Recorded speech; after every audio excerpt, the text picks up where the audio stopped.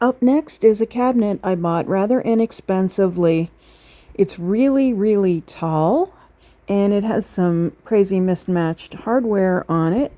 It's missing some trim, but the trim pieces are there, and a big old scratch on the side. This piece is already spoken for.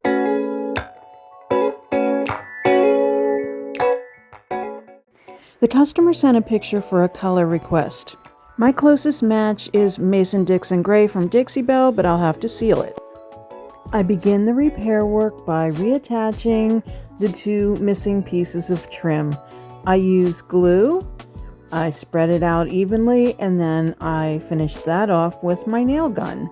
I use some tape to hold it in place until I can grab my nail gun.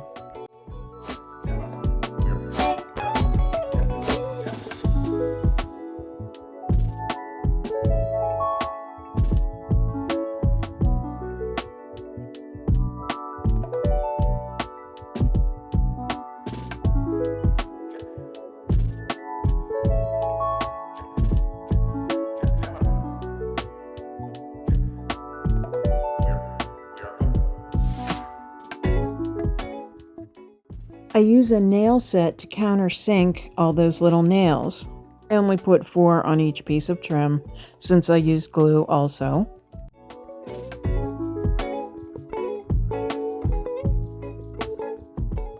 And then I filled all the cracks and all the little nail holes with some Dixie mud.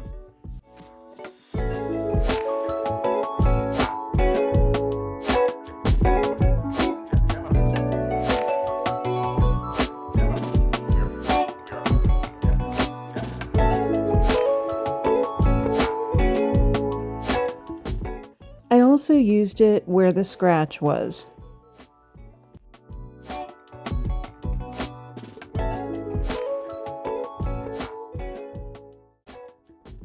There were some splits where the cabinet door pieces were joined, so I decided to fill those cracks as well.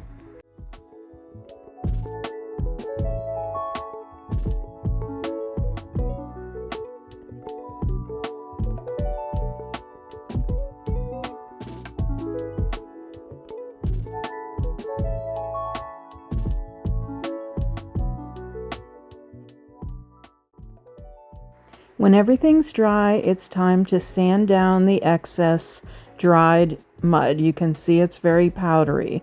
You could also use wood filler for this step. I really like Dixie mud because it sands very easily. But if you have, like, say you want to fill a corner of a piece, you want to use something more sturdy like Bondo. But this is great to fill in holes. I'm choosing the new hardware. So I have these 2 drawer pulls that I've chosen, and now I have to decide between the pull for the cabinet door. So I've selected a few things. That one's metal, and that one's wood, but it's kind of ornate because I was looking for something a little fancy. And that's kind of cool, this key thing. So I tried them all on, and I chose this one. It most closely matches the drawer pulls. I remove the doors from the cabinet because I'm also going to want to spray those hinges in the same color as I do the pulls. I removed the top and the bottom. I had taken one screw out of the middle, and then I sort of had a whoops almost, and that's a good way to bend a hinge. So be very careful that you're able to support that door. Next, it's time for cleaning inside and out. I'm using a TSP cleaner from Dixie Belle called White Lightning. Your cleaner is important because you want to degloss the surface and degrease the surface. So furniture wax and hands, we have oil in our hands and everything, all those can add up and keep your paint from adhering really well. So that's why you want to use that. Now you also want to rinse that because it can leave a residue. So I keep mine mixed up in a spray bottle, and Dixie Belle does now have it already pre-mixed, so you can just buy it in a sprayer. And I just use my mister to rinse it off. I'm not going to worry about rinsing the inside because I'm not painting the inside surface. You can order Dixie Belle products from my website, statementdesigns.org.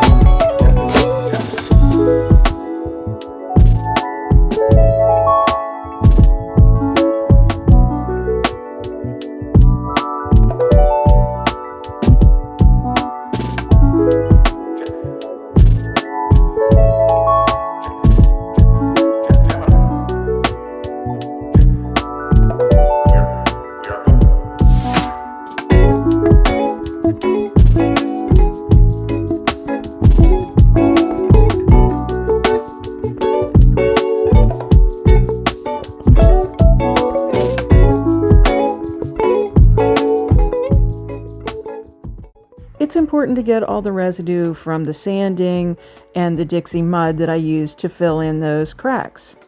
Before I clean the backside, I continue to remove the hinges completely off of the door. Using some more mud, I filled the bottom hole on both the front and the back of the handle because the previous handle had 2 holes and this, my new one, will only have 1 hole.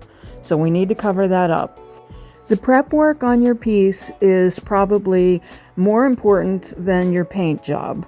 So keep that in mind. The painting is actually going to go pretty quickly. The prep was the most time-consuming part of this makeover. I'm applying a second coat of the mud on that hole on the front of the door because it shrunk a little bit, so it's noticeable.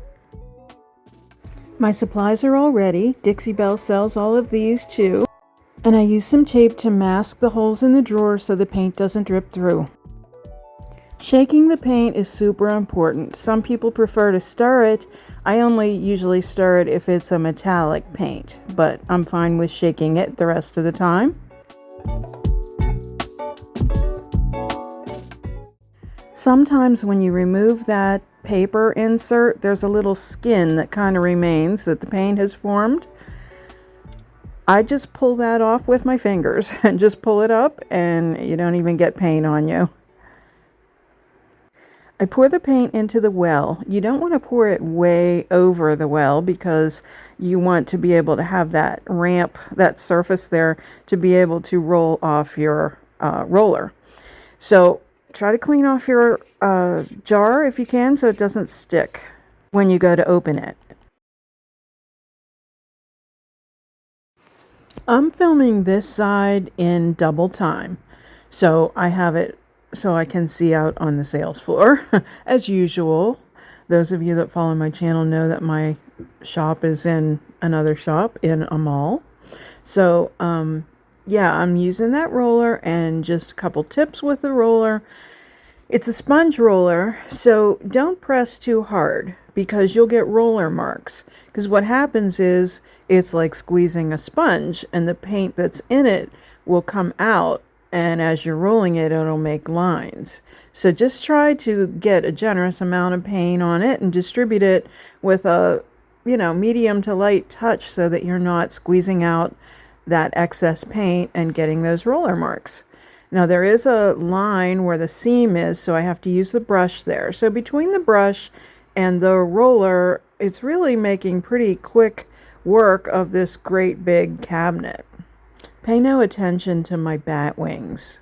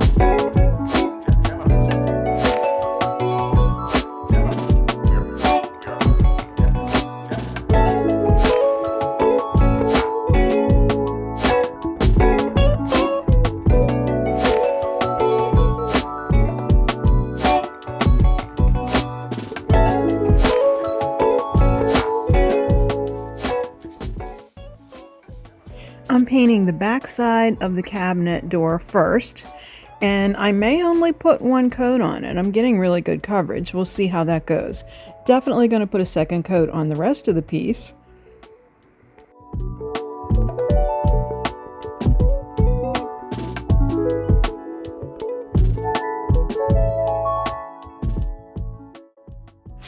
Time for lunch. I just pack away my whole tray with the roller in it and the brush, slide it right inside the plastic bag, and it'll be ready for me when I'm done with my lunch.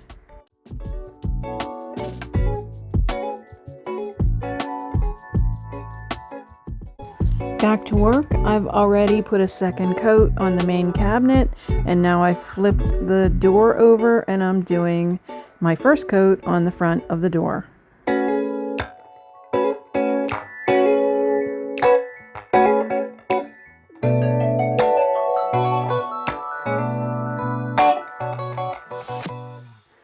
I'm cleaning the hardware before I paint it with Windex with vinegar.